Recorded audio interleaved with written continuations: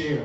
One little note here, we want to make sure that everyone knows that our kitchen ministry has prepared some snacks. She just told me exactly what it was, and I forgot just that quick, but sandwich, cookies, chips. Sandwich, cookies, and chips. Y'all say that. Repeat after me. Sandwich, cookies, and chips. But it's the bomb sandwiches, though. They make our kitchen ministry is off the chain, so we just want to make you aware of that. And if you should happen to leave beforehand, which we hope that you don't, you will definitely stop and get that. So give us just a few more seconds here, a few more minutes, and we'll be ready to go. Thank you.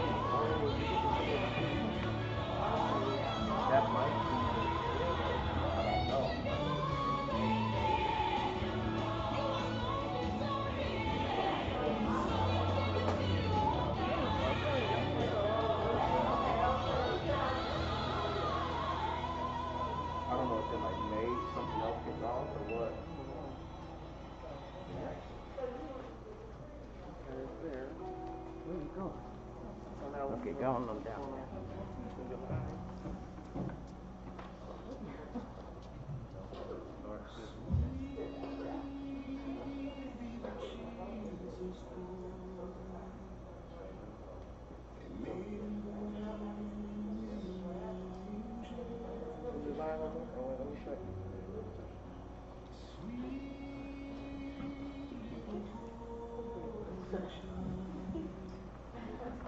Okay, well, good afternoon. Hello, everybody. My name is Darwin Walker, Darwin L. Walker Denson, but I am your facilitator for today. I'm so glad and honored to be here for this afternoon, a matter that is nothing to celebrate, but I'm yet honored to be here for this panel. I want to welcome each one of you here to the New Prospect Baptist Church.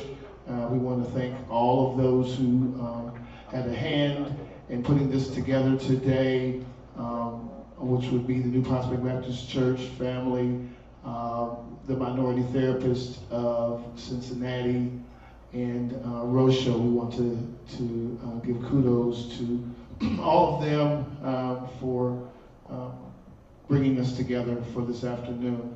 What I hope to accomplish today is that everyone here will have an opportunity to share with us and express the things that are so relevant and so real in your lives when it comes to grief and loss. I think it's appropriate that today is the 27th of February, this month that our country celebrates Black History Month, and this is the eve before the end of that month of celebration.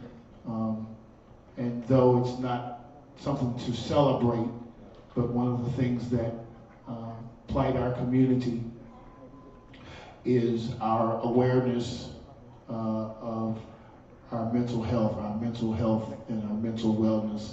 And while we celebrate all the accomplishments of our people and the things that our country has recognized for 1 month, most of us live every day. And I hope that today our panelists and you who have come, and to you all who were unable to be with us today in the building, but are watching us via live stream through YouTube, I hope that you will glean something today that will make a difference in your life. A key word I want us to all keep in mind this afternoon is transformational. Transformational. Transformational. Transformational. We want our lives to be transformational. I hope the information that you get today will be transformational in your life. So let me begin by introducing.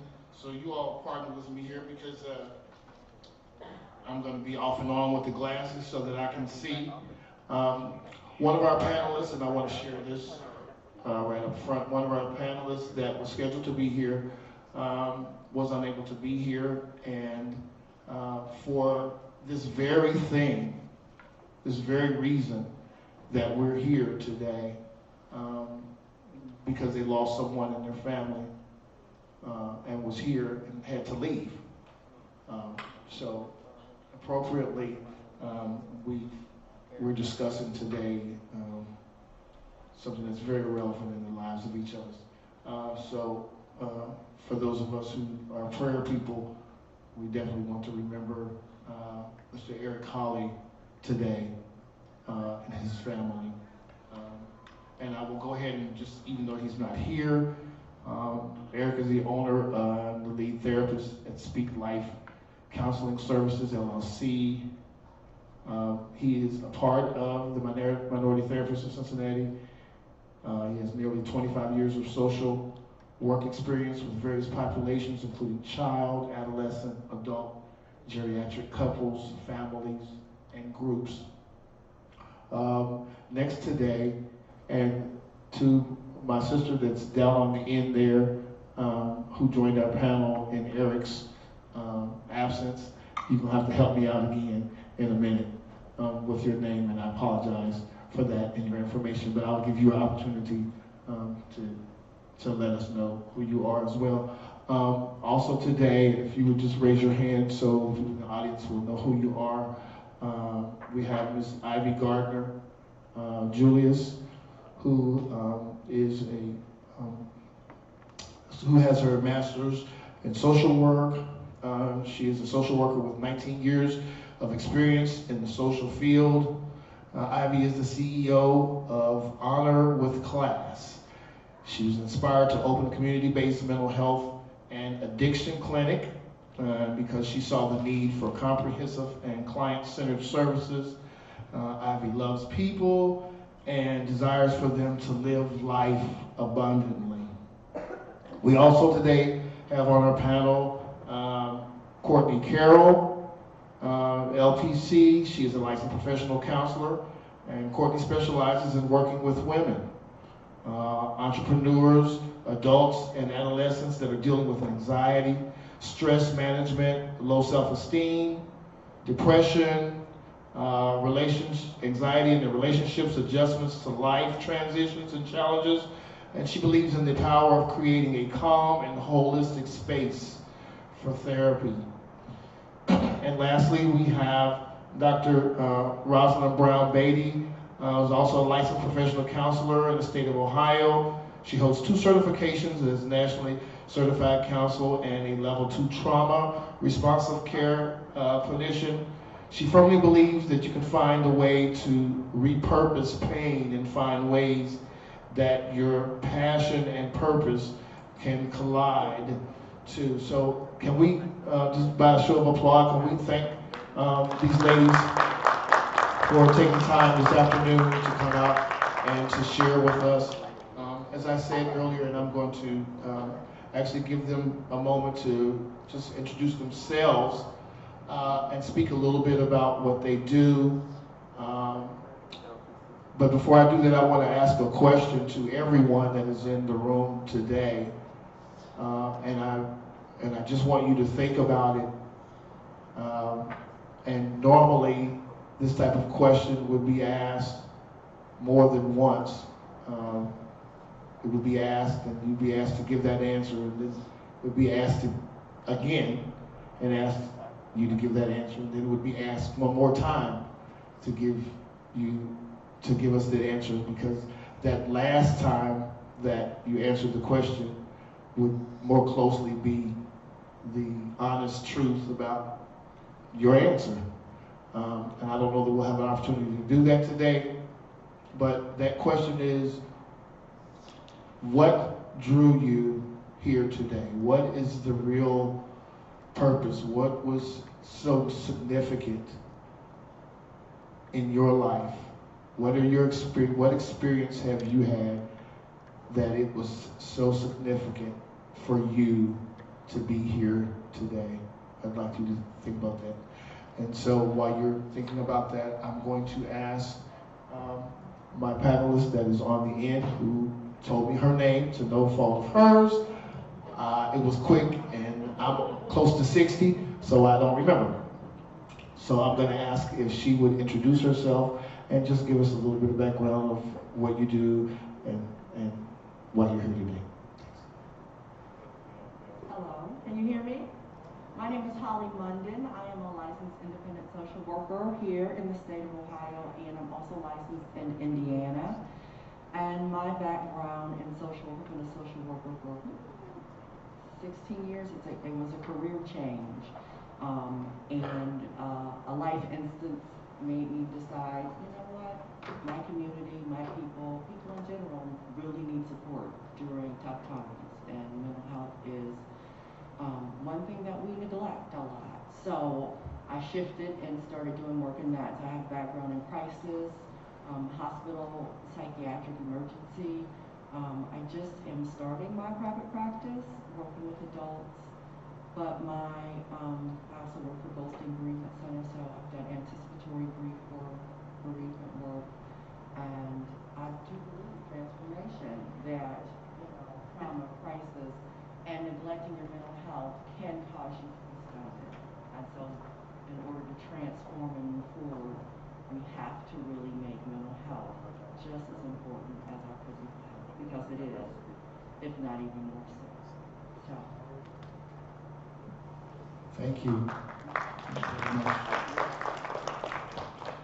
Next, I will ask Ivy Gardner if you would speak to us and just tell us who you are and why you're here today. Okay. My name is Ivy Gardner, and the reason why I'm here today, I think it's very imperative to talk about grief and loss. When I saw the post, my chief operation officer of my agency had tagged me in it when they asked about looking for therapists to talk about the subject matter. And I immediately was like, oh yes, because I love to talk about mental health just in general. So I was like, sure, this will be a great opportunity. Little did I know that I thought that when I would come here, I would get the experience of what I had a decade ago, losing my mother and also treating others with grief and loss issues. But unfortunately, I experienced loss last night. Today is one of my sister's birthdays. I have 3 sisters, but last night we lost one of our sisters. So it's personal, again. At first it was my mother who died of liver cancer 10 years ago. But at 4 o'clock in the morning, we went out to her apartment and her body was laying there for a few days. So at first, I knew I was gonna come because it's just too ironic to say, well, it's too coincidental that, okay, today we're talking about grief and loss and I lose my sister. And then today is my other sister's birthday. So, but the beauty of it is it's life and death. Today we give life, praise life for one of my sisters, and then also the same day, death of another sister. So I am very excited to talk about personally grief and loss, but if you see me daze a little bit, I'm not on anything. I am grieving as we speak, but I do know that I know who holds tomorrow. And that's what keeps me is my faith. And that's what kept me with my mother.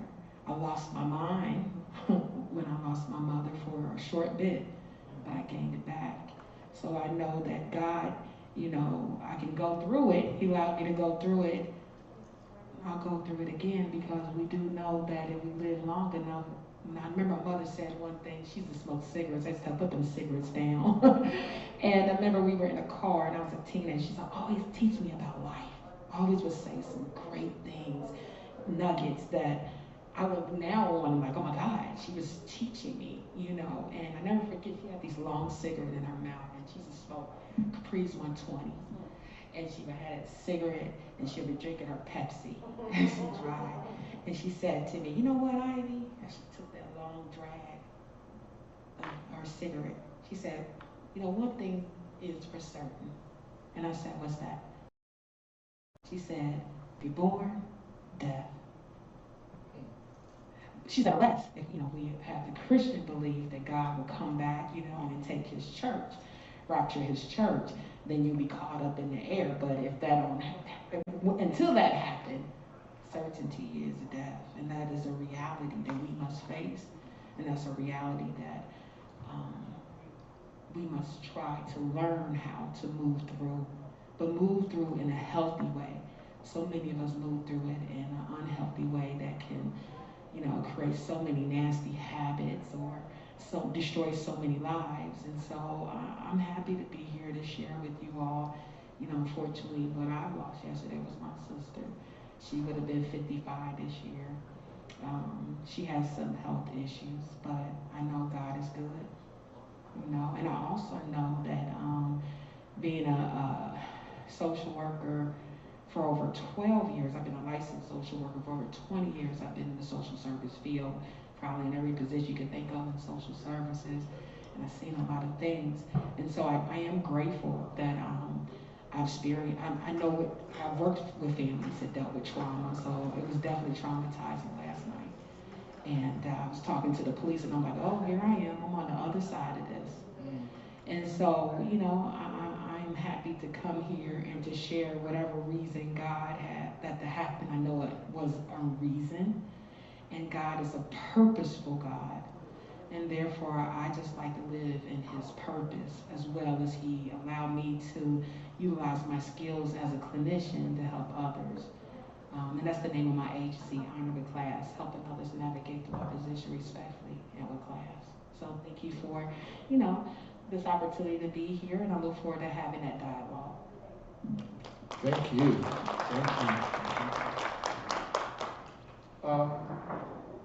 Next, Ms. Courtney, if you would.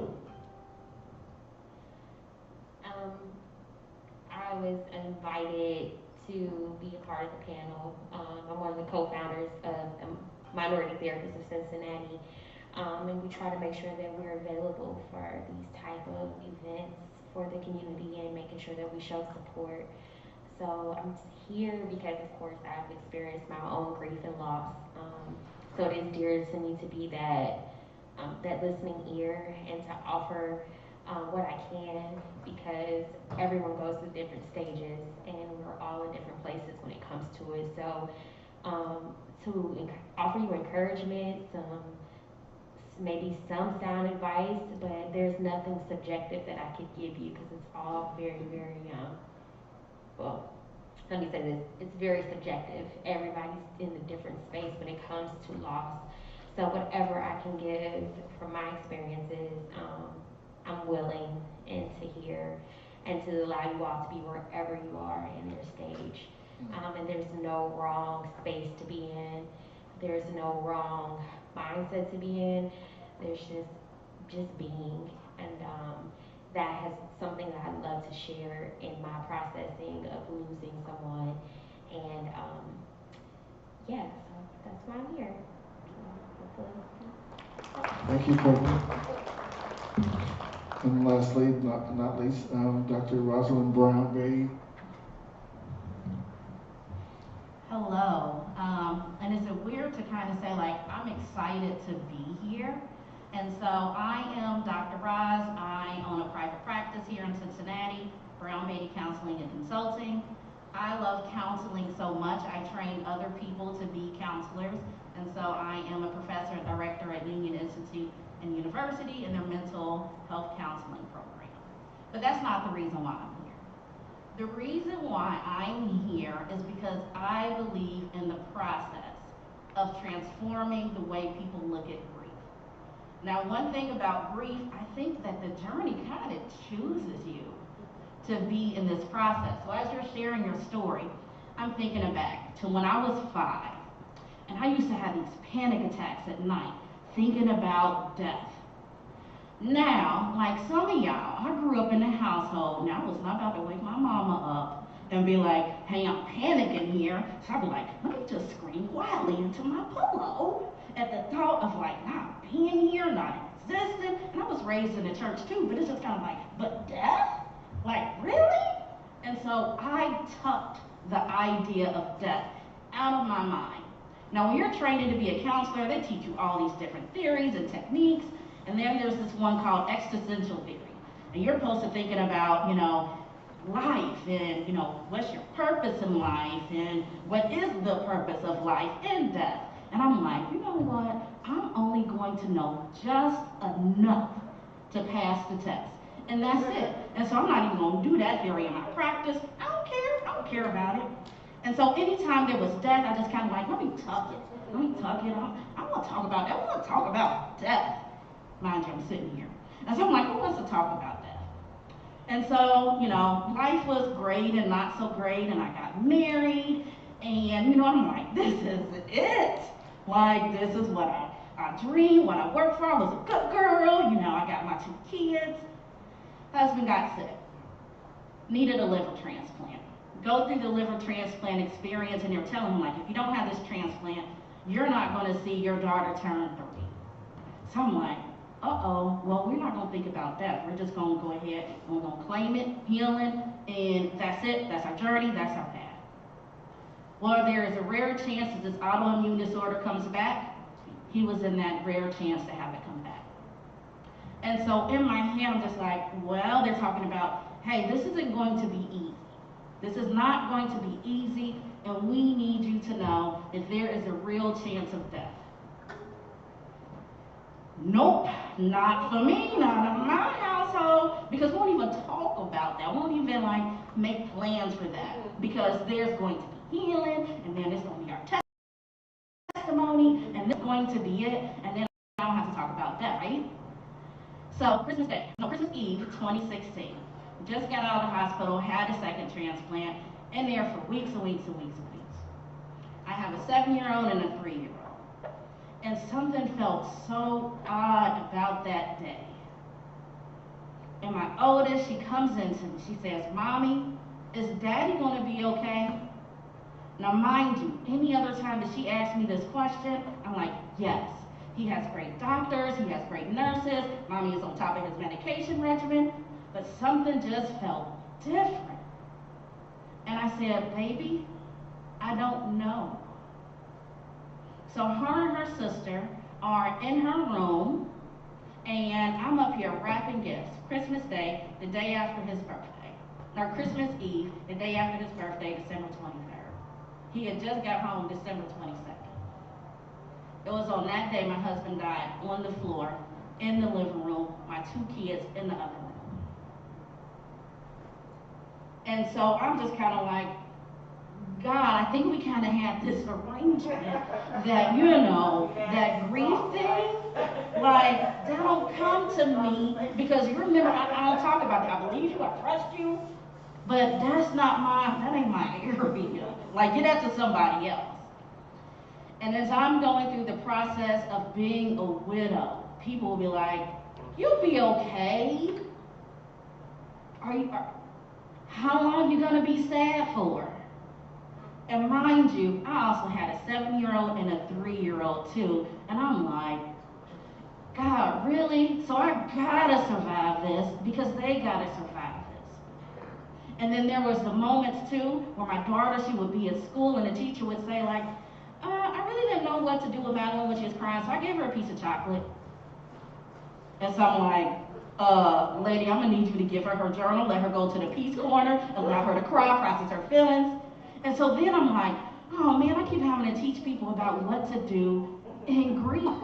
Not only with me, with my kids, and that's when it hit me. I'm like, oh.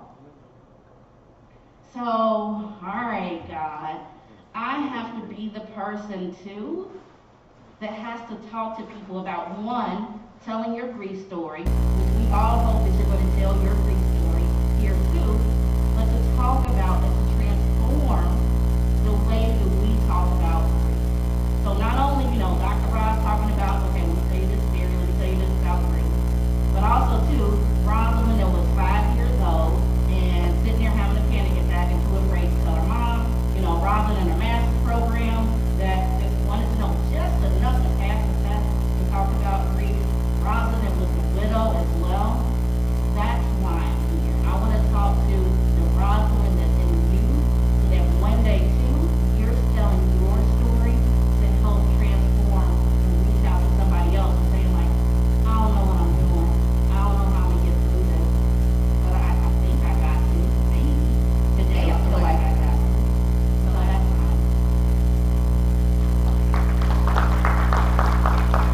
Thank you so much all for us. And I want to give this opportunity here now to hear from you a couple of things that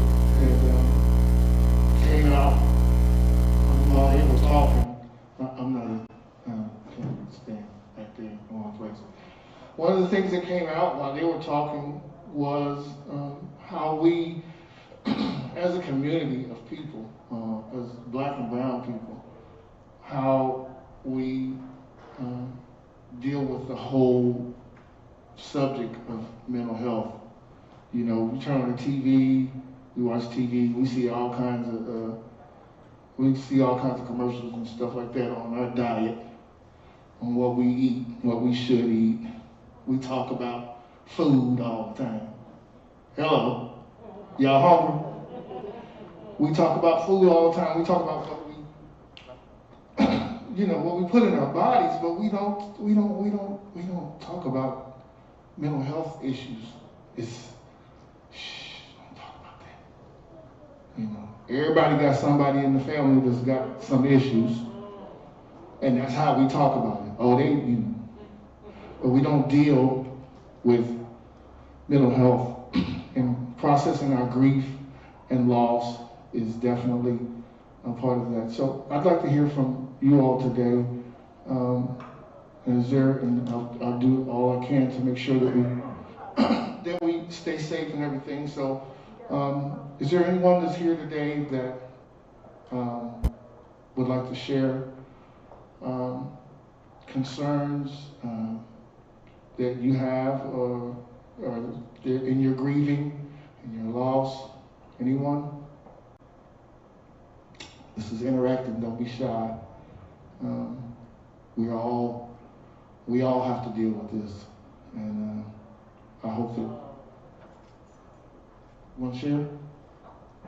Okay. I'm laughing and you're going to get the microphone for you. Yeah. So, okay. Introduce yourself and just share. Hello, my name is Nakia Smith. I'm here as an alternate panelist. I'm also here as someone who is grieving the death of her mother. Actually 22 years ago today. Her funeral was at New Prospect Baptist Church. And the stages of grief, they teach you that, but they don't tell you that you go in and out of those different stages at different parts of your life.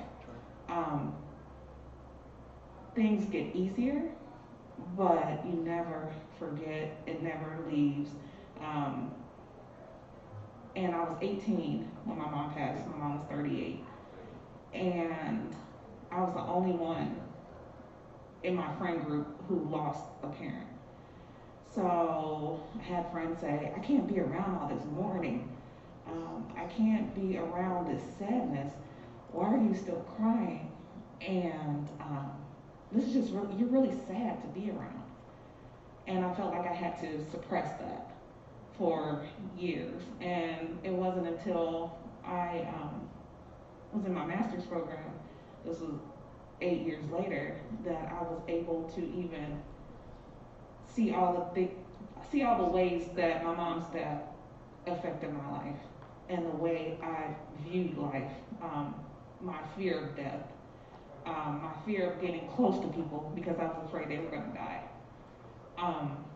So I'm here to be a listening ear, and I'm here to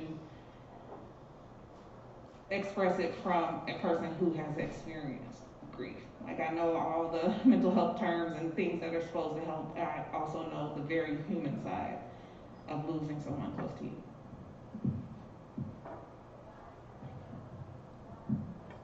I wanted to say something based off the time.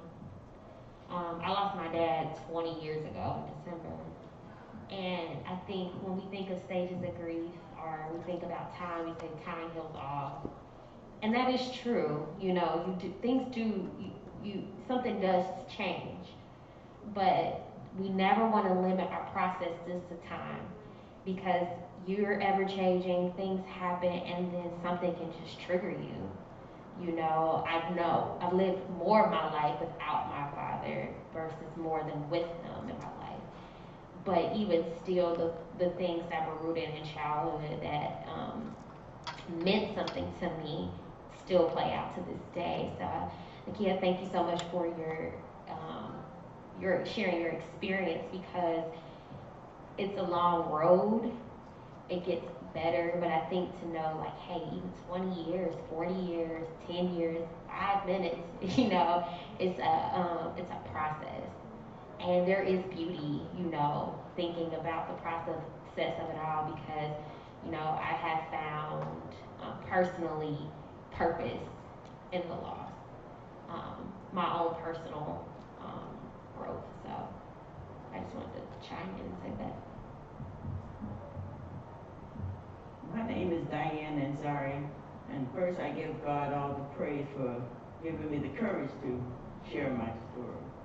My son died on April the 18th, 2020, and he died of a drug overdose. And he would call me every day. And I was talking to my sisters on the phone as since the pandemic, we shared this conference call every week to check on one another. And I was sharing a scripture with them out of the book of 2nd Ezra. And it was talking about these are the beginning of sorrows. Not knowing that I was going to feel that sorrow and pain. And so when my son didn't call me the next day, I went over to his house, and my husband knocked on the door and checked all the windows and everything. And I asked him, was the screen locked? And when he said it was, I just put my hands up and I asked God to give me strength.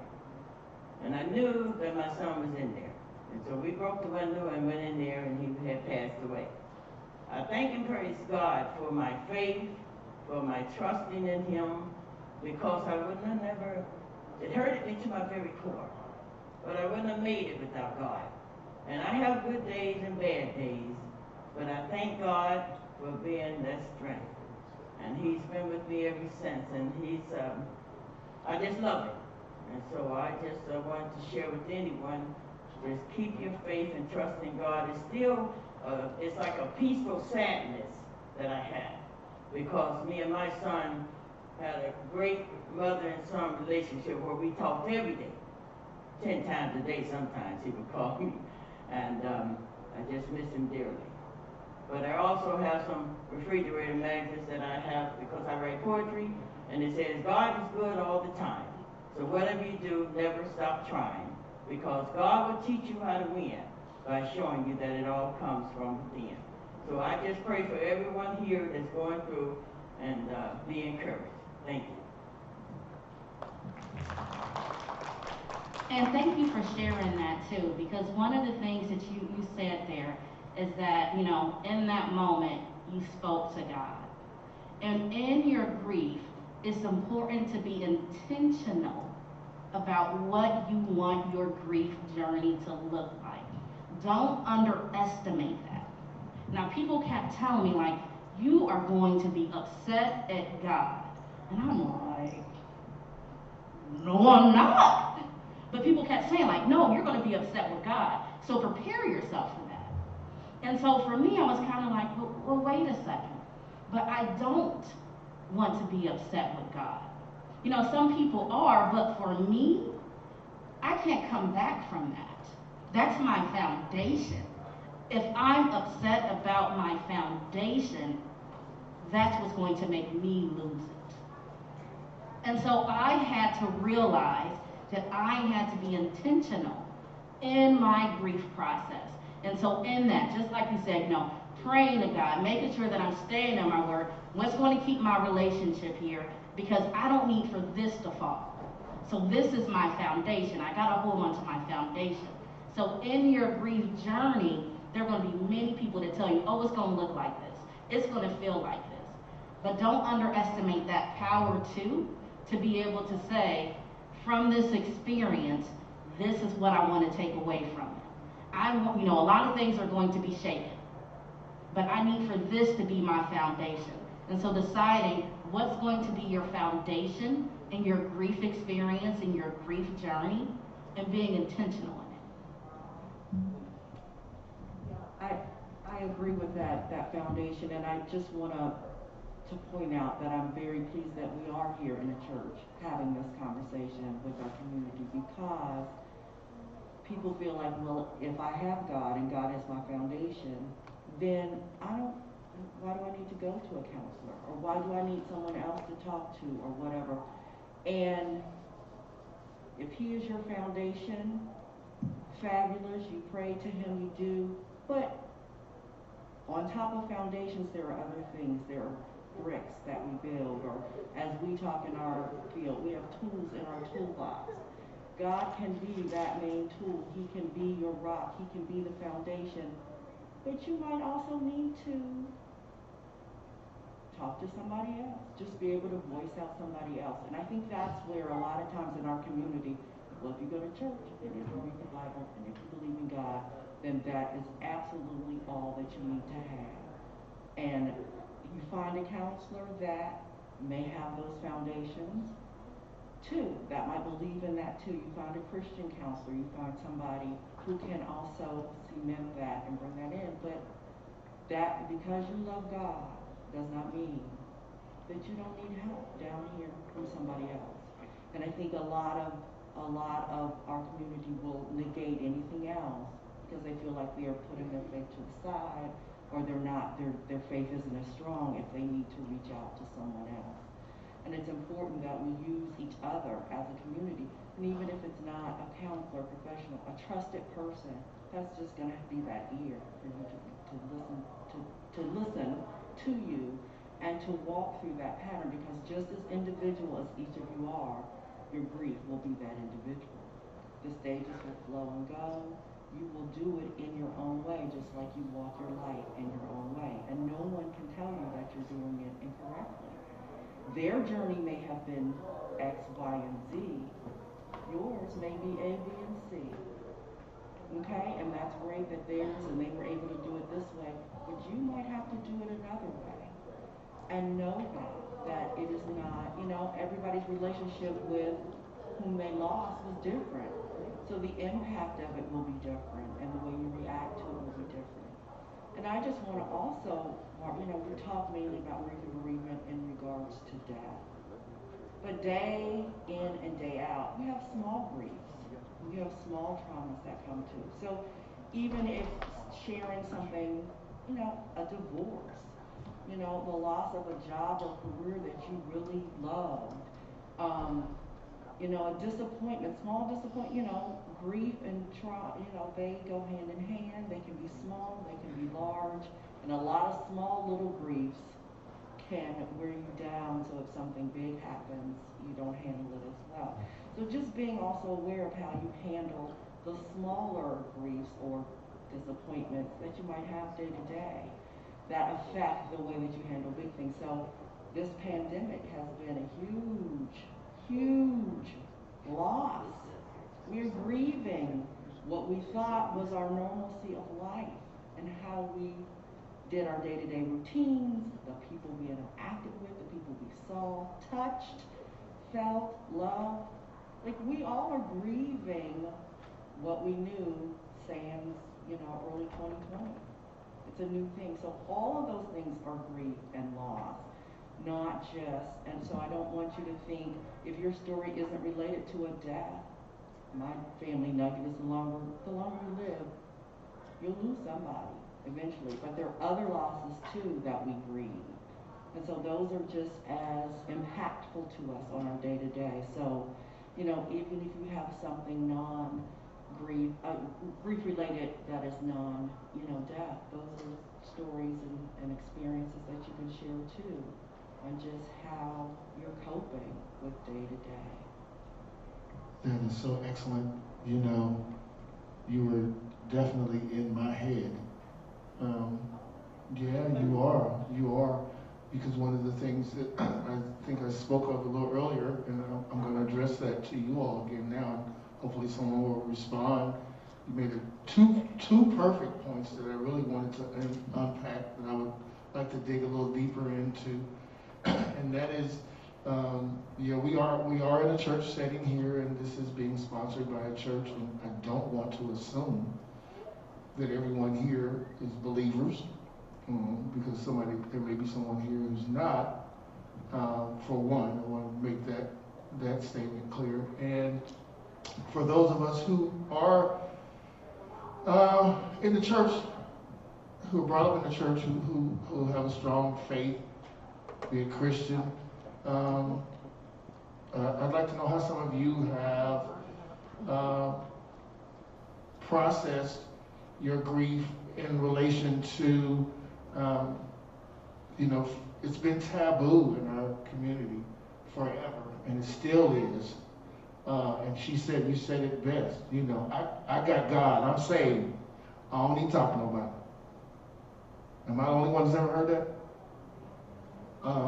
And so that's like really relevant in our community. Does anyone want to share? Anyone have anything that they'd like to share on that? Their experience with that, being in the church, and how you process grief or loss with that in mind, that we are from a body of people who are considered believers, and we're kind of, some of us, we were taught that we've got God and we don't need to talk to anybody. Does anybody want to?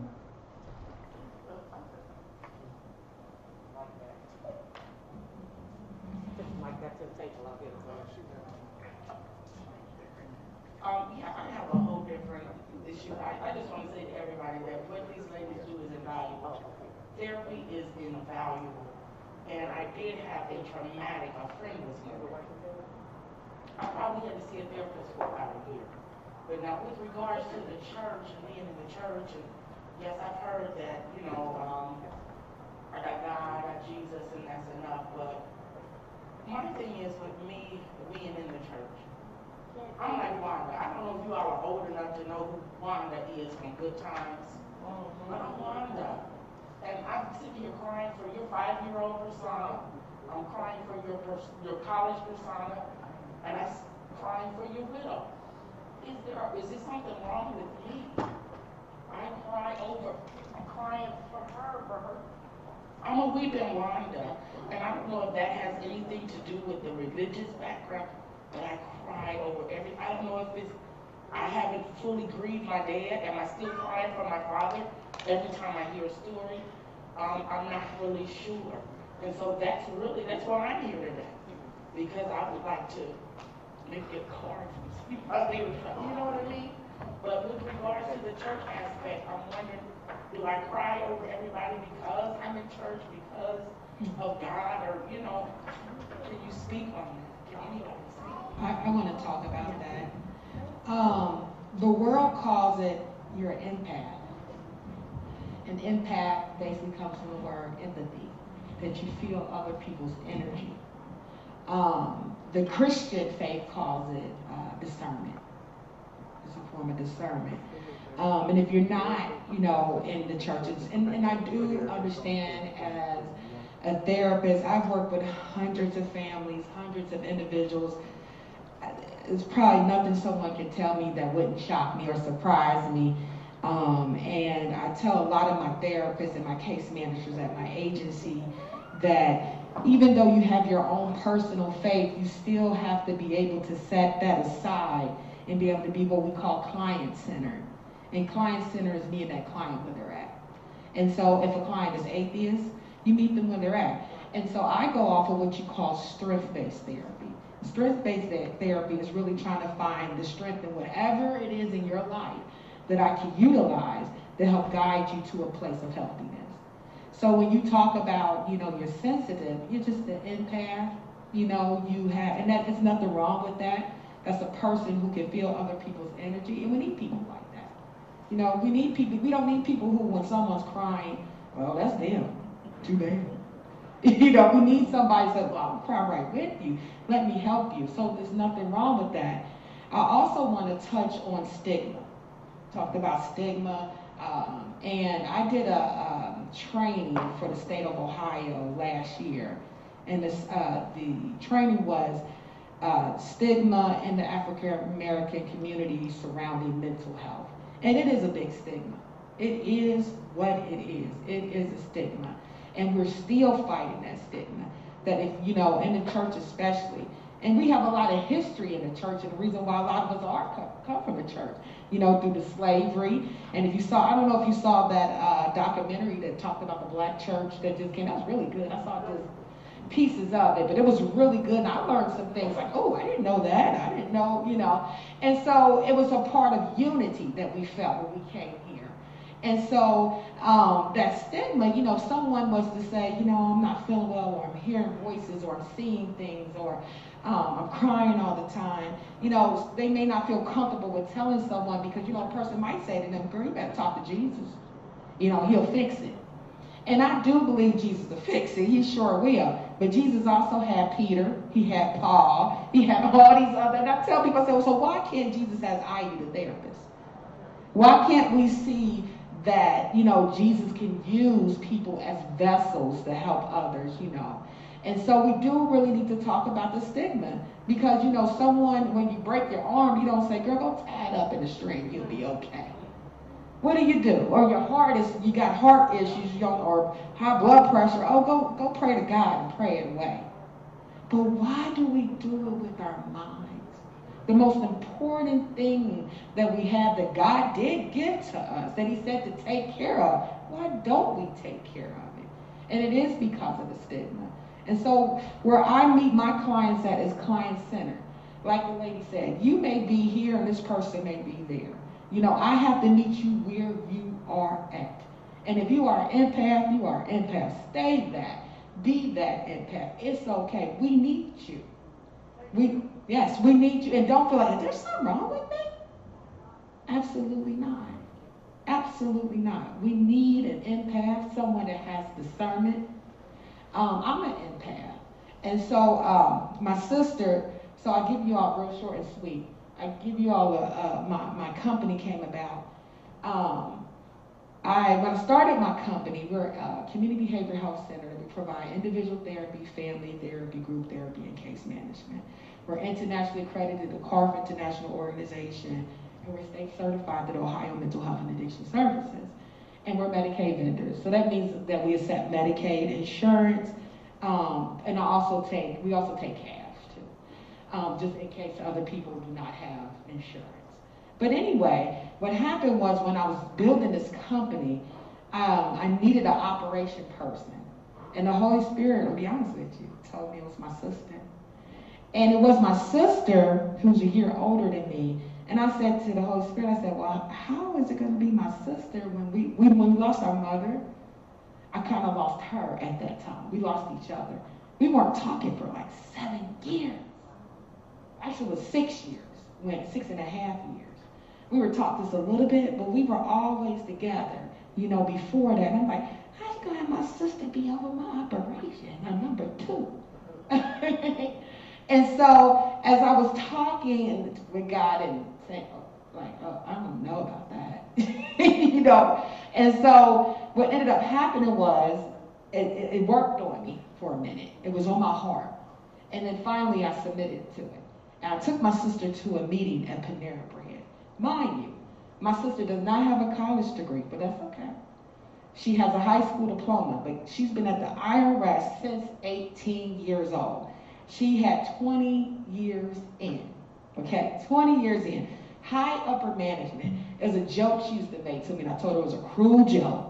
She said, look at you. You got your bachelor's and your master's. I make more money than you. Ha, ha, ha, ha. I was like, well, okay, because I'm a social worker. I'm going to make your money. I said, that's okay. In the end, it'll be different. Watch. You know, we just had this competitive spirit, just very playful and innocent. But anyway, she was making really good money. I said, God want me to go tell her to be myself. And she doesn't have any experience in mental health other than what a lot of other people have as personal experience. But I was like, really? So my sister was over 1,000 employees at the IRS. Over 1,000 employees at the IRS. So I go to her and I ask her and I give her the whole plan about the company. And she says to me, she looks at me, and mind you, the IRS was closing her department, so she was either she could leave with a severance pay and retire very early with good money, or they was offering her to go to a higher level and even more money. So I was like, I'm up against that. But I showed her the plan. I showed her what I wanted to do. And she looked at me, she said, let's do it. It required her to leave her job, and she's with me now. The reason why I say that is because she laughs at me a lot. Because I'm coming back to that empath piece.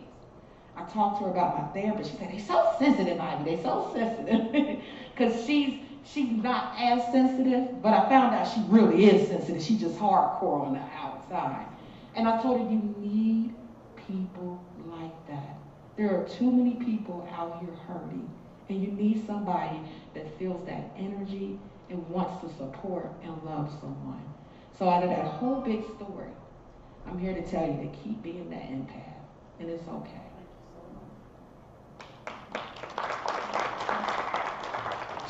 They say that hurt people, and I believe that hurt people help people. I believe that sharing our stories serve to help those who are hurting in areas that they may not be able to just express on their own, but sometimes when we hear things from someone else, it stirs up enough in us to take the courage to speak on our own personal behalves. There was another subject that lost my mind, it left me. Again, I want to open up to anyone in our audience that has anything to share. I'd like to ask you all, and this is to anyone. So you mentioned that grief, although we, on the surface, we associate it with the loss of a person, and it is. But yeah, I'd like to kind of unpack this thing because our lives, everybody in this room, all lives have been changed over the last year with the pandemic. Most of us have lost what's familiar life as we know it. Things have changed. And so I'd like to hear from somebody how that process is affecting your life. How that is affecting you. Can somebody speak about that?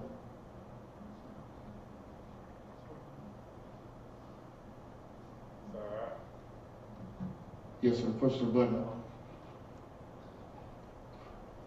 See it? I got it. Okay, just last year as the pandemic was starting, they had to open me back up. I had brain surgery a few years ago, but they had to open me back up. And the strangest part about that hospital visit was that no one could be there with me. So I called my dad before they put me under and asked him if he would pray with me. My godmother's trying to get into the hospital, and then I woke up there with a different resolve that I wasn't going to catch this virus. Almost everyone else in my family has caught it. We haven't lost anyone, but just the process of being by yourself, being alone, and Of course, some people pray and they bring that understanding into solitude, but I had to re-fall in love with the creation that I am during that process. That's been my COVID experience, and being willing to touch base with people again.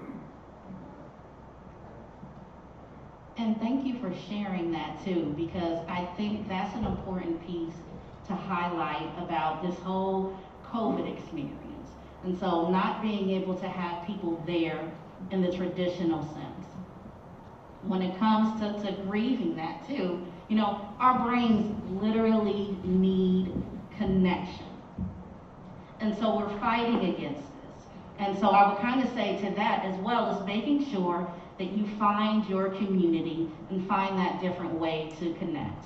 Now, we all know that there used to be like horrible experiments and things that we kind of got to find out some of these things. And so one of the horrible experiences back in like the early psychology days was looking at babies and wondering about that need for connection. And so with these babies, they literally just fed them. They didn't sing to them, hold them, cuddle them, engage with them. And guess what happened? The babies literally died. Literally. You can feed them, but they didn't have that engagement with someone, that nurturing with someone. So think about what COVID has been doing for us, that our brain literally needs connection. And we go through our own grief experience of not being able to go into the office and see people like we used to. When you have those medical experiences, who's that person that you see before they put you under? Who can you touch when you come out? The brain still processes that as a loss and grieving. So making sure that you still connect with people. I think somebody else said that, you know, your family members, you and your siblings or family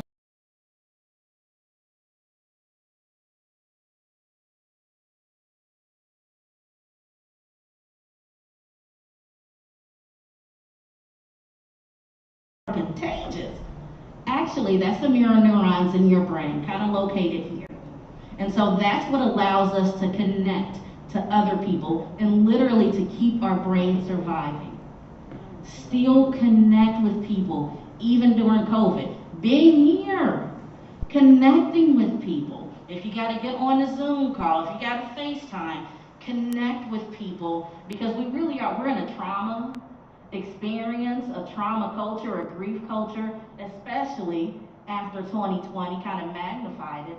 And so making sure that you're finding those ways to connect with people. I think a beautiful thing that you said was falling in love with yourself and not having you having to do some of the work in order to do that. And I agree with everything Dr. Ross said, but I wanted to call on that part too, that some people's experience has also been being able to become more connected with themselves, more understanding of who they are, what they don't like, what they do like, what still hurts, you know, because we literally have been going day to day, like go to work or moment to moment and always so busy. We never get the opportunity to sit down and say, hey, you know, what do I like? Who am I? You know, what is my purpose? Am I supposed to be in this career? You know, am I supposed to be dating this person? You know, do I know my children? Do I know my spouse? Do I know, you know, what is my focus in church? Am I even supposed to be a part of this ministry? Am I supposed to be here? You know, and you become more connected with, more connected with what you really truly want. So I was happy to hear that you did find some peace in figuring out how do I become more comfortable with what is going on in my life versus seeking a lot of validation for others to tell me, you know, this is who you're gonna be. You're gonna be all right. Sometimes we need our people to gas us up and tell us good things, but we have to be dependent in the space on ourselves and speak life into ourselves, speak affirmation into ourselves, and it takes work. It's not easy at all, but I do believe that COVID gave us an opportunity to look in the mirror, to face some pain, face some sadness, face some loneliness, and also some codependencies that we have had on others and relationships and things and our children, you know, we are learning a lot more about ourselves. So, and I too have felt like that as a therapist, is being in my own space, you know, having to take care of myself and try to take care of clients too, have to be able to make sure that I'm becoming centered, but also being very honest with myself about where I am as well. So. Can we plug counseling real quick on that? Because that was perfect. What, counseling? Because, and just like you said too, that process, I mean, that was it, like trying to find yourself. Mm-hmm. And if you can't find yourself on your own, that's what we do. Mm-hmm. That's what we do, and we hold space for that. We hold space for those feelings, and so I love that you said that. Yeah, we believe in it too, because I personally go to counseling. So the counselor has to have a counselor, like the doctor has to have a doctor. So it's not something I'm just pushing. It's something I truly believe in, that it's a process. You just cannot do it alone. Right, counseling can be that neutral space, that space where, you know, your sister, your friend might, girl, leave him, or your boy might say, look, they tell you what to do. But in counseling, you can come to those resolves on your own. And like she said, we hold that space so that you can process it. You can say the good, you can say the bad, you can say the ugly that you don't think you can tell to anyone else. And it stays sacred within that space. And then you can go out and continue to make the decisions and choices, just like our empath, she just left. But, you know, for her, that's who she is. But she might need counseling to process all that she takes in, because when you hold other people's stuff, that gets heavy. That gets heavy, and so you've got to have a place for that to go as well. Doesn't make you weak, doesn't make you or not strong, doesn't make you this, that. It just, you need a place for it to go. And so that neutral person, you know, counselor can be that spot for that stuff to come up, come out, and be left. And then you go on about your way, your day to day.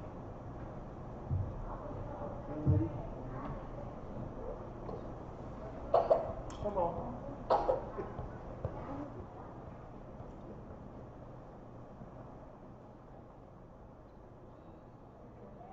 My grief is not death.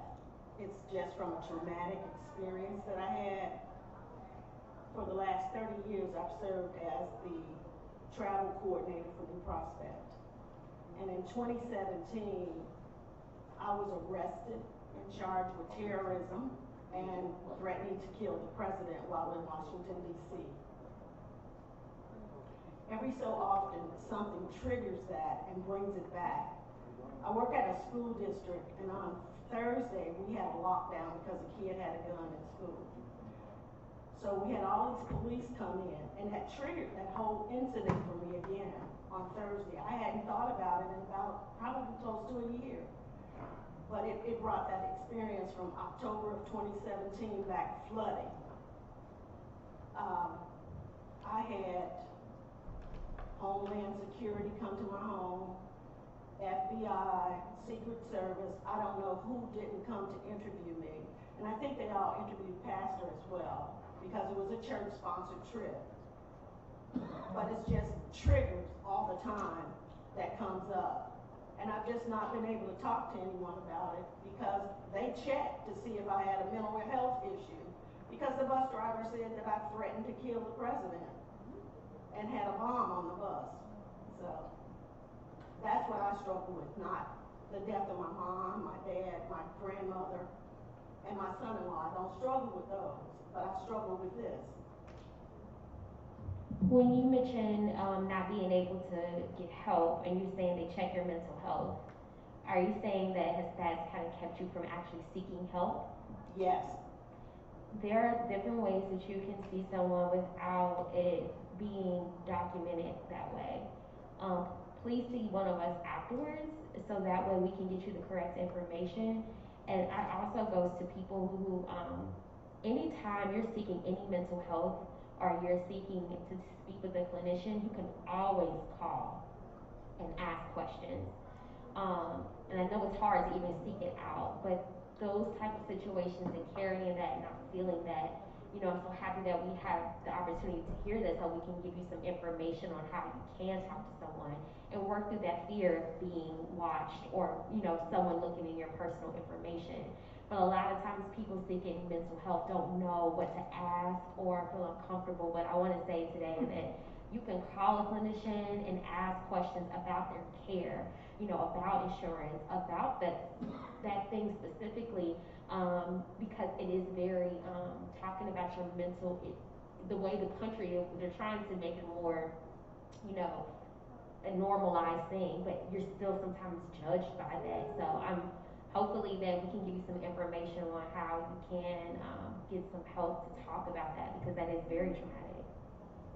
And thank you too for sharing those pieces about your experience being triggering when something else happens. Because that's also too what we have to be mindful of, is that sometimes you're going to be like, you know what, I'm kind of coping, I'm doing okay, and then next thing you know, something happens and all those feelings come flooding back. And so, again, it's kind of like another plug for counseling. I'm just kind of shoving it down y'all's throat today. But the fact is that then you can talk about, how do I prepare for those triggers? How do I prepare for that? When my trauma brain comes online, first of all, how is my body letting me know that I'm about to have a trauma response? But then, what do I do when my trauma brain, when the smoke detector goes off and says like, hold up, you about to have some feelings up in here, then what do I do? And the other piece too that I'm really going to plug is Counselor Fit. Counselor Fit is important. I can't tell you how beautiful it is when I'm looking to the left and right of me and seeing these beautiful brown women. Yes. Because when I was in my training program, it was me and Tiana. That was it. I'm looking at the rest of my classmates like, okay, so who's gonna get, if my mama says something, oh, we recording this, aren't we? If my mama says something, and I'm like, but don't hospitalize her off of that. That's just kind of like a cultural thing. Like, who gonna be the people that I'm like, my mama can go to for counseling? And so having someone who is culturally competent, having someone who looks like you, who gets it, who understands it, and who's able to talk to you about through that process. But yes, I hope too that you save space and give yourself even that opportunity to say, okay, who can I talk to process this? Because healing happens in community. Licensed professionals, we're part of the community, but also too, you all are part of the community too. We're gonna pick on our empath too. Our empath is part of the community too. And so having those people who are not gonna say like, well, why you had that reaction? Well, because there's trauma and there's some secondary grief that also comes up too, and having a space to be able to process that. You're gonna add to. Talk about, and it's a training that my agency is going to bring about too, is the transgenerational trauma, which is really big, is the fact that the experience that your ancestors, trauma that they experienced, that it is research and evidence-based, that it is interwoven inside your own genes as if you experience that yourself. So if you can imagine, being from African descent, that a lot of us came from slavery, had slavery with ancestors, and think about the trauma that they experienced, the sexual trauma, the physical aggression trauma, the psychological trauma, that it is interwoven into our genes, that we actually can experience and have had some experience of that trauma, like if we've been through it ourselves. And I think that's very important to talk about, because when we engage with one another, when we set ourselves up to get married with one another, to know exactly what traumas that we have experienced and how very important it is to go seek out counseling. Because, you can talk to your friends. You can talk to your friends, but once again, we'll go back to the physical health. You could go talk to your mom, your dad, your cousin about your heart, but if they're not a heart doctor, they're only going to give you their opinion. And how safe is that? Well, I had that, my heart. Well, maybe if you go take some, what do you call that they used to take back in the day? Alka-Seltzer. You know, maybe that, you know, some people have some traditional things that opposites have to work with everything, you know, and so you do that, but we don't do that with physical health. I'm going to go back to why won't we do it, why do we do it with mental health? And so we have talked about that it is fearful. You know, if someone has your information and you know, like she was saying, you know, culturally competent. And there's another thing about culturally competent. You can still get an African American who's not culturally competent because we understand that there's a subculture inside of a culture. You know, that may not be their experiences, so they may not understand. So that's very important that you ask important questions when you are looking for a therapist to see whether or not if they understand what your needs are. Again, you know, stigma is why we don't seek out, is why we don't. So, you know, generation handle things and how your family handle things gets passed down. You know, we don't talk about that. Some families talk about everything. Some families don't talk about anything. So that stigma, that sharing the experience of, yeah, I want to talk to somebody surrounding this. You may not have to have a counselor for everything, but a trauma experience that you had, absolutely, that doesn't happen every day. That's not something common. That's something that, you know, so that might be something you need to process through and work through. And just like you said, understanding why you need to have those skills when and if you are triggered again, because that's part of it. With anything, we can be triggered. It can be 20 years down the road that something just boom, it snaps. So having someone to talk about, and then talking about that process, not hiding it, is absolutely important. That you don't want to talk to somebody for a short period of time, or yes, I have somebody that I talk to regularly to process. Because for you and each of you, you have to know and recognize when you are having difficulty handling something. And again, everybody's line is different. The smallest thing could send somebody into something, and then for others it takes a lot. But knowing when that happens, so some of the newer clients that I'm getting now, like they just don't understand, they didn't know why they're so tired, or why they didn't feel like doing anything, or they've never struggled with anything before, and then all of a sudden they realize, you know what, they're grieving because they're in a pandemic. They didn't realize all these things that they lost, that they missed, or that they took for granted. So you have to recognize, you have to know when something doesn't feel right to you. You can do that physically, I got pain, I got ache, but mentally, you also have to recognize when something doesn't feel right to you. And you can't put your finger on it. Sometimes a few sessions can help process that out, that, oh yeah, I am grieving. Or there was, oh my gosh, I didn't realize that was a loss. It's not always just, I lost somebody. It's not always obvious that you're grieving sometimes. Because we don't always look at some of the other things that happen in our life as losses and grief. We're just supposed to handle that job loss, that divorce, that relationship ending, that whatever, fill in the box. But sometimes those things can affect us and we just push them and go on with our busy life. This pandemic and sitting with ourselves, as Courtney said, has made us realize sometimes, you know, shoot, I forgot about that, or I forgot how upsetting that was to me. So being attuned to you and what affects you, where is your line? And when you get to that line, then knowing who to call so that you can go through it. Okay? And it's something that also therapy, you see movies and things you've been there 25 years. Well, you know, most therapists would be like, okay, we got to, you know, I don't really need to think you need to be in for 25 years. You know, if you're making progress, but some people like to touch in and have that. So it doesn't mean you have to be for the rest of your life, and it doesn't mean that you are crazy. It means you've got something that you need to work through. You're trying to transform and get to the other side and live your best life. How am I going to do that? Am I going to let it get me stuck?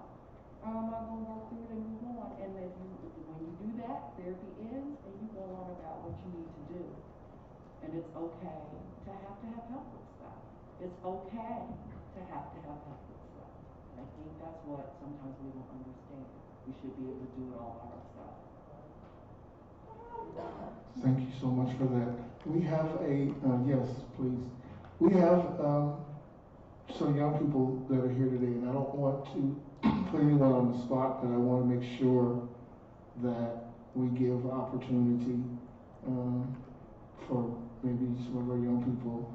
I don't know whether it's maybe been the experience of schoolmate or a classmate or a friend from the neighborhood or a sibling or someone that you have lost, and you find it hard sometimes to process that information, or how it makes you feel going out into the world every day, going to school every day.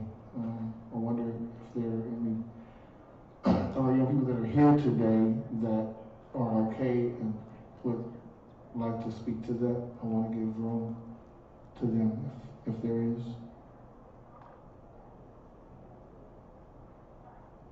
No? If not, I'll say something to Yes, young please. people when it comes to grief and loss. I can't even imagine how you all feel when it comes to not being able to go to school. Some young people has been okay because of bullying and just having some social anxieties, but to grieve the loss of those staple moments of your teenage years, the connecting with friends, the hanging out after school, the prom, the, just kicking it, just being able to be young and to be free in that area. Like, my heart literally goes out to you all because I couldn't even imagine. And then having all of these obligations to log on and to be a student and to still be on, but to still be at home and still going through your own process, because sometimes young people, as you get older, you're maturing and you're seeing some things in your life that you're like, with your parents or your other people in your family, you're grieving, your ideals about them because you're maturing. So you're seeing some things you thought were right that may be wrong, and now you don't actually have an escape.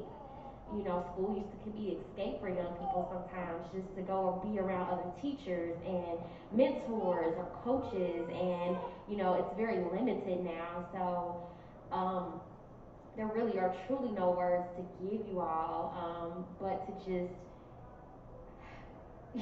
I think talking to someone is helpful.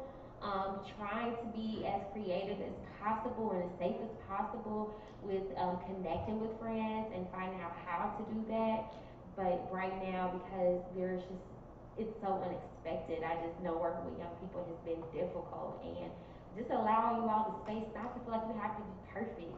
You used to be an A student and now you see average. I understand.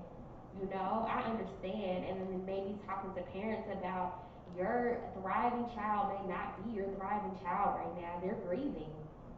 They are grieving with expectations still on them. So my heart definitely goes out to you young people, even the little ones too, just not having that same experiences, and while the world is trying to catch up. So I know you may not want to say something, but I wanted to definitely just say that out loud to you all.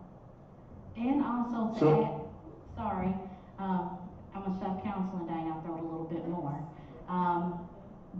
To add too, for those young people, it's okay to tell your caregiver too, I want to go to counseling. Because we kind of talked about, you don't have your traditional outlet. You don't have access to see your friend at school, to be able to say, my mama, my grandmama kind of getting on my nerves a little bit. I want to see my friends a little bit more. They cranky, and I'm just kind of keeping it to myself. I'm going to play my video games. I'm getting on TikTok. Guess what? Counseling is your safe place too.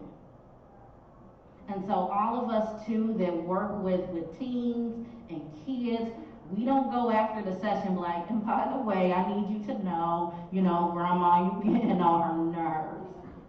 No, we protect your privacy. And so even with my clients, I tell them like, what would you like for me to be able to say that's going to give you a leg up? Maybe it's that piece of saying like, okay, my grades, I'm gonna drop down to being a B or a C student, I'm not the A student. So maybe at the end of the session, when I'm kind of bringing in the caregiver, I'm saying things like explaining just that. just by the way too, I also just kind of want to reinforce that, you know, your child is also going through a grief process too. And so they may not be pulling out those A grades. And so I'm wondering, that's what I usually try to say as my code for listen up. I'm wondering what would happen if when you saw a B or a C, maybe you just kind of asked like, hey, how are you feeling? What stressors are going on? Have you talked to your friends lately? Who are your friends that you talk to right now? How do you cope? So even for those who are connected to young people, check in on them. Because one, they see what's going on, but children also too, they pull back because they don't want to add stress too. They see everything that you're going through and they kind of turn into mini caregivers. And so if I kind of keep what I'm dealing with to myself, then they won't be as stressed because they're already worried about the job, paying the bills, all of these things that are going on.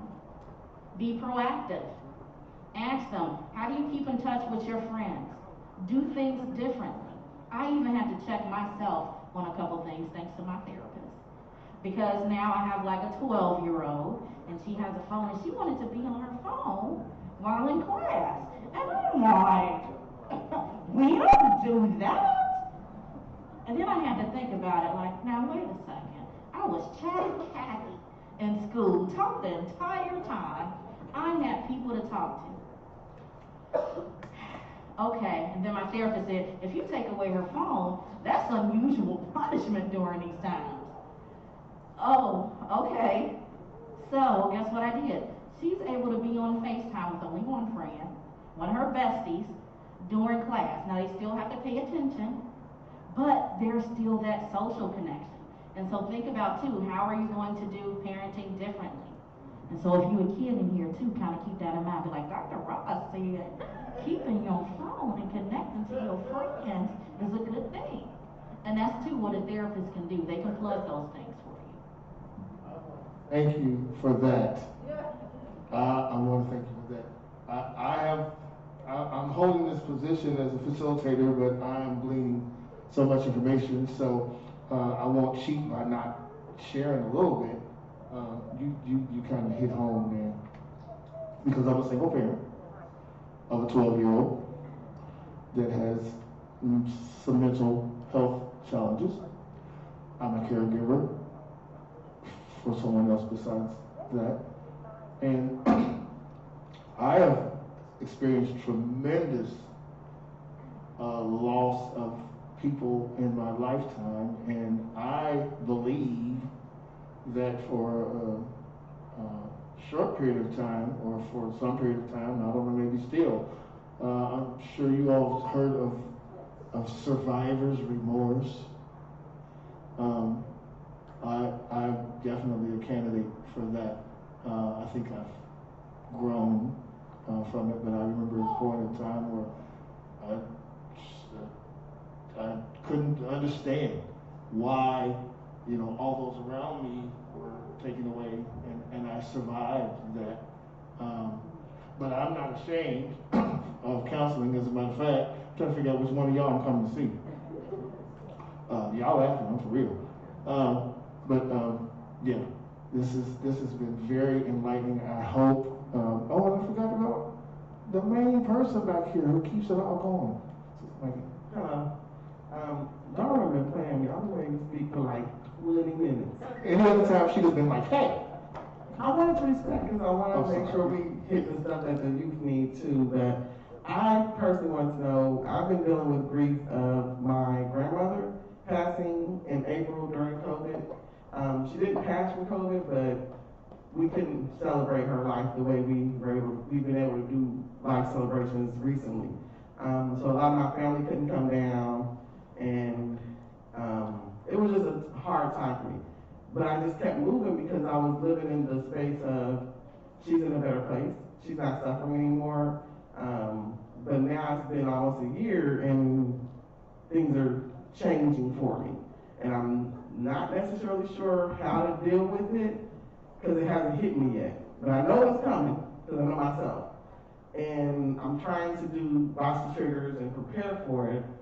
And I wanted to know, with everyone, you have your insurances you accept, and most of what I found, the minorities, therapists that I need, that I want to connect with, don't accept my insurance. Do you all know of like support groups or work, some place where we can go that we may be able to not personally get the one-on-one counseling, but maybe sit in a group to be able to express what we're going through? Thank you. That was my question. I'm gonna tell y'all a secret that my other therapist may punch me for. When you're also contacting these therapists, now I'm self-paid only as well, but like it's for being a counselor in our code of ethics, it talks about, do we also offer some pro bono spots or reduced fee spots? Ask those therapists when you're doing those calls, do you have any reduced fee spots available? Because we each typically have some type of reduced fee spots as well. And if we don't, and for those who are committed, they're going to say, but if you need someone who accepts your insurance, by the way, I know this person. And so I'm able to refer and say, like, when somebody comes in and say, like, I need to see someone, but I can't pay that rate, I'll be like, oh, well, let me tell you about Courtney Carroll. This is the practice that she's at. They accept these insurances, go to their website. And then I'm also hearing too, you said you accept Medicaid, Medicare, Medicare, and Medicaid. But also too, finding out, where are those insurances that, the people who accept your insurance. Because we're also going to connect you because we believe in this. And even if you're not getting therapy with me, then it's my responsibility to make sure I connect you with the other people too that may accept your insurance. Okay, I'll be quiet now. Psychology Today. You can go to Psychology Today, and you can find therapists nationwide actually on Psychology Today. And there are a lot of therapists, especially now with the pandemic, doing telehealth. So it may be easier for a therapist who is in California that can practice in the state of Ohio to be able to do telehealth with you. So you're not just limited to Ohio. So it's psychologytoday.com, and you get on there and you could even put in a zip code, and a whole bunch of therapists will pop up of, and they'll tell what insurance they take, and like I said, it's nationwide. Also, too, if you have a health savings account, an HSA, or something that your employer does, sometimes they'll pay for 8 free sessions. If you have an EAP as well, those are things to look into. And also, Minority Therapists of Cincinnati, we don't have a lot of private pay insurance panel therapists. But we do have some, and they may have a waiting list.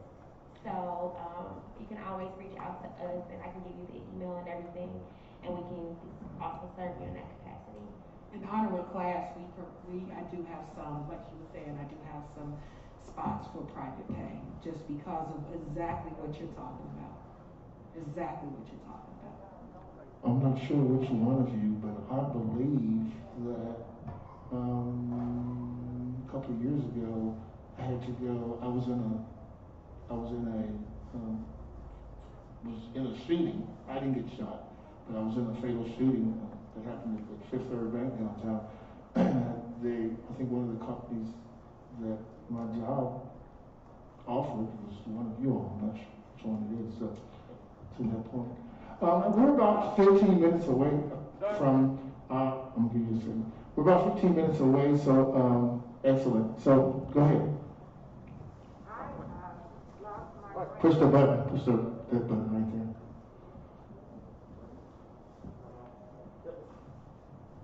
I lost my grandson almost 2 years ago due to gun violence. Over in Kentucky, he was gunned down. He was 25, and he would have been 27 2 weeks ago. And as I talked with a lot of his friends, because he was popular, he was loving, everybody, loved to be around him. He was very funny. And so a lot of his friends were very upset about it. But as I talked to his mom and dad, because of the lifestyle that he was in, which is, I think, a lot of the reasons for this gun violence now, we have to make our own choices. But like I told them, it was according to the purpose and plan that God had for him. Because he didn't have to let him die right away. He could have been paraplegic. He could have been on a machine. He could have suffered. And, well, like they told me, well, we're not there to accept that. But that comes from having some spiritual wisdom and God in your life. And what I wanted to know, as I talked to a lot of his friends, they wanted to talk to somebody to just ask some questions or, be comforted. So I guess what I'm asking you guys, do you reach out to some of the younger people that have been killed, or is there a way like you can connect with them without them calling you, or do you like the funeral homes or something, like do you kind of let them know that you have a source for them to come to you and get some counseling? For my agency, Honor with Class, we literally just started a program called the Legacy Program. The Legacy Program is where I've hired multiple men to work with males as young as 5 years old, school age, start 5 years old school age, up until adults. Have dealt with trauma, violence in the community. I mean, you name it. Anything such as like having issues with keeping a job, having issues with maintaining relationships. I've hired these men and they are trained in trauma-informed care. And what I did was I actually took a sports organization and I took some coaches. And what I did was I put them into an intense training, and it's an ongoing training to train them in becoming what we call a quality mental health specialist. I teach about trauma. I teach them about attachment theory, which is very important, of understanding how people have their attachment styles and the reasons why they may have, abandonment issues or ambivalent attachment styles. And so what I did was these coaches do so well with working with the kids and the families in the community. I thought to myself, why won't I take their natural gift and take it and use their transferable skills and train them as quality mental health specialists, because they have their ear to the community. And so that's what the Legacy Program is birthed. And so you do have to have Medicaid insurance, but a lot of times the population that we're serving are the individuals that are going through the very thing that you're talking about that has Medicaid. So would you, how would, do your counselors, do they go to different areas to speak to people? So how we promote it, a lot of times we do go canvas the community. Okay. So it's a lot of canvas in the community, it's a lot of networking. I'm even networking with different churches. And so networking with other sports organizations and just pretty much networking. That's what we're doing to get the word out with the program. Okay, thank you very much. And I would also add too is that we need you. We need for you saying the things just like that to say what our community needs. Because when the other woman was talking about something about groups in my head, I'm like, all right, remember, we need to get back to adding groups. I know COVID is shaking us up a little bit, but we need that. And so we actually need you to be vocal about what you're struggling with, what your family is struggling with, what the church is struggling with, what the community is struggling with, so that also too, we know, what are the needs that are there. Because we do a lot of reach out. We may reach out to schools, we may reach out to different places, but then we gotta hear from you, which means we gotta shake that stigma thing of saying that we don't talk about it. Because for us to do our job effectively, and I would say that we're all here for a purpose. And for us to operate in our purpose, we have to know what the community needs.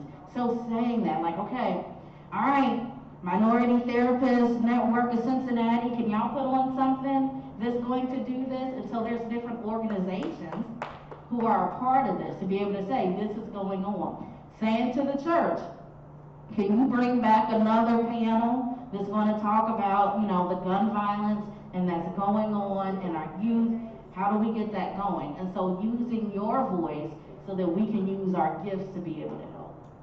Because I feel like you're bridging the gap, because there are therapists and clinicians out here who will just show up. I myself, you know, I think that's a brilliant idea. Like after a funeral, if the family is comfortable, that a few therapists be there and to have, you know, papers and to say and to, you know, I love reaching out to young black men. They like we call them unicorns when it comes to mental health. It's be like, we'll take them because they're not the first and most forthcoming when it comes to that. So I appreciate you just standing up and saying that, because now we can hear, okay, well, we go to Thompson and Jordan and these other funeral homes. That's very simple, and unfortunately it happens so often.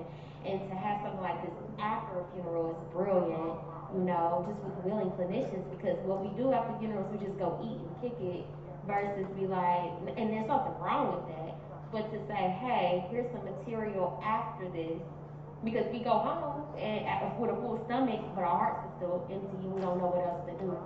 So thank you so much for saying that. Thank you. Can you all give them a hand? I mean, really, we just got a freebie, really. Wow, I just spoke to Dr. Brady, Antonio, you got his name right? Dr. Brown Brady, because before this started, we just ended a funeral. For those of you who are not a part of New Prospect, we just ended a funeral today, and you know, our sanctuary has been reconstructed for safety reasons, so a lot of the chairs are removed, and we're not taking as many people as you know, we would before. But this room was full of young people who just experienced loss, and I was sharing with you, wow, I wish, you know, I wish we had a so and so and so. So moving forward, we know what we have to do. We've got about 5 or 6 or 7 minutes left. And I'd like for our panel again, real quickly, I'd like for someone to share the little bit of a brief story with Minority Therapy of Ohio, the Cincinnati Minority Therapy, how that whole thing came about, why it's important that we have that. And then I would like for all of you, for each of you, to give us a little bit of information on how we can contact you. Where we need to go, websites, telephone numbers, whatever is necessary. And then after we dismiss, again, we have food, we have sandwiches that are back in the back. We'd like for everyone to still practice your social distancing. Just go to the table, grab and go. So myself, Talisha Dorsey, Jennifer Lynch, and Raina Smith, we are Black clinicians here in Cincinnati. We were just texting, sending each other group messages one day, and then we were just kind of like, we need to add more people. We need to talk more people. We need to talk to more people. We need to connect with other clinicians because we have so many questions. Jennifer was just so amazing with getting therapists paneled and, you know, teaching them so many different things, and she was giving a lot of people the courage to start practices on their own. So instead of us charging people the recipe on how to do certain things, we were trying to willingly encourage therapists to start their practices, to be independent, to make the money that they deserve to make, and not be stuck, not be feel as if they have to start in an agency-based type of programming, which is perfectly fine. But we saw that we really wanted to figure out how we can pull everybody together. So that's how it kind of started, but then it blossomed right before COVID into us creating a website and a platform for therapists to all be in one spot, because we felt like psychology today was super hard to navigate. The website clicking, it just became overwhelming, and by the time you're done, you don't even want to call the person. So we wanted to be able just to email a list so that you could check out who you want to see, then we started an Instagram so you can actually look at the people. We too are grieving the loss of that in ways because we had so many community-based ideas that when COVID happened, we just wanted to make sure people were seen. One of our other big initiatives is raising money so that we can help more clinicians when they don't pass their test to take a test again so they can get licensed, because you're broke when you come out of your master's program. So we have been raising money. We raised over $500, which is in a year, and that's just kind of like things that have fell upon us. So we're in the works, and so not small, but these ideas that people bring, we need to take them in and continue to build on that community. It's just for us to be able to serve the people and cut out the middleman and make sure that we're there and we give you guys what you need. I myself work for Poppy's Therapeutic Corner. I am not taking clients right now, but eventually I will. But we are located at 7373 Brookcrest Road, right up the street. And if you need any more information, we can give you the numbers and all that, so you can, because we have a whole bunch of different therapists there. And I am at Brown Beatty Counseling and Consulting, www.brownbeatty.com. You also can follow me on Facebook under the Brown Beatty Counseling and Consulting, and Instagram at Brown Beatty Counseling. I have a few more spots, so get them while they hot. But the other thing is, I talked about my other hat of being a professor. And so I can also too refer you. And so if there are people that you're looking for and you're like, you know what, I want to go to counseling for this. And if it's not like, I won't work with you, Dr. Ross, that's okay. But I also can connect you with some other people too who are in the field who may be more specific and trained towards that area.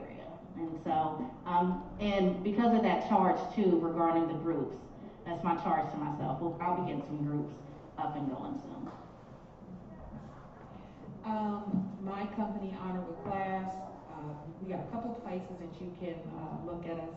Look for us, the CARF, CARF.org. You can find us on there and type in our zip code, which is 45246, and Honor with Class will pop up in the different services that we provide. You also can go to the Ohio Mental Health and Addiction Services website and look under treatment providers, and we're under that as well.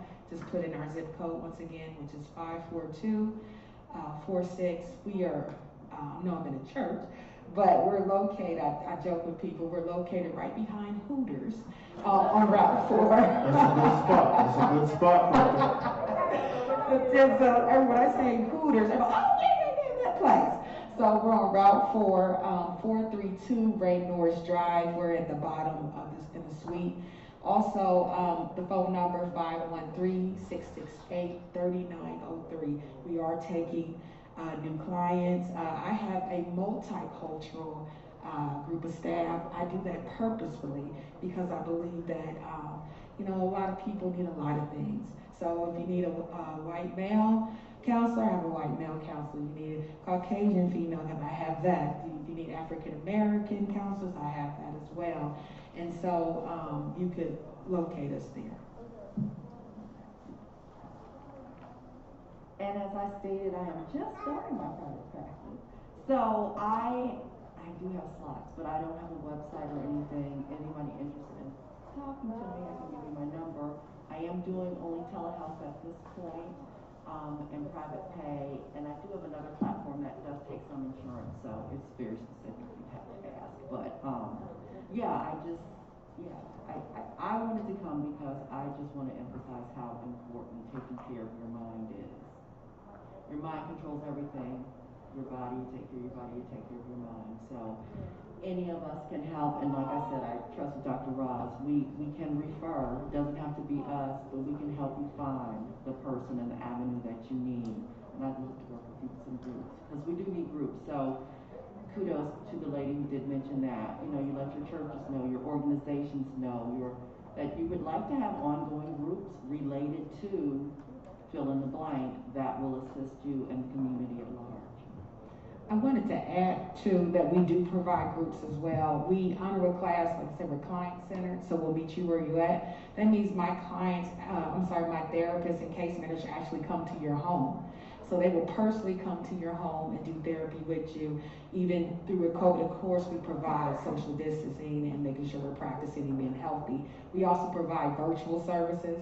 So you also can do telehealth virtually. And you can get it on your phone, because right now with COVID going on, they're bending a lot of rules. And the good thing about that is before, you were not allowed to do FaceTiming for therapy. Now you can FaceTime, you can Zoom, you can Google Meet. I mean, we can be very visible for you. So if you need that, we do provide groups too as well. Okay. Hello, my name is Nakia Smith, and I'm also at Poppy's Therapeutic Corner. I'm taking clients, but very early in the morning, like 8, 9 o'clock. So if you're an early person, you can come see me. You sure can. Hello, I am actually an intern at Poppy, so nice to meet you, and nice to meet you. The pandemic has made everything so informal, so that's horrible. But I just started at Poppy, so if anybody's on the younger side, I know there's a lot of older people in here, older kids, but I don't know if people would feel comfortable with seeing me, but I am seeing clients now, so if we have anybody who's in the younger audience, or if you just need someone to talk to, I am taking clients. If you want to come see me afterwards, that is cool. My name is Taisha. Can you repeat the number for puppies, please, Courtney?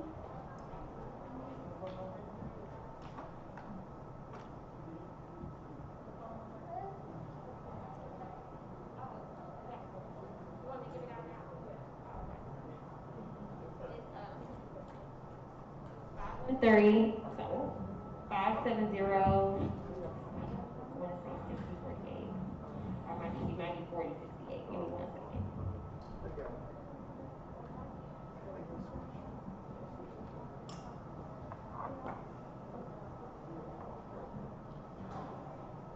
And while she's looking that up too, I'm doing online and in person, and I'm located in Blue Ash. It's 513-570-4068. That's 513-570-4068. Excellent. Well, once again, I want to give everyone a hand for being here today. We want to again be remiss if I didn't mention. So we have the information here. I'm looking forward again to another panel somewhere down the line. We're praying that things are easing up. We hope that they continue to ease up as far as the pandemic is concerned. Has this been helpful to anyone today? Yeah. Did you get some answers today? Did you get some healing today? That's worth some more applause.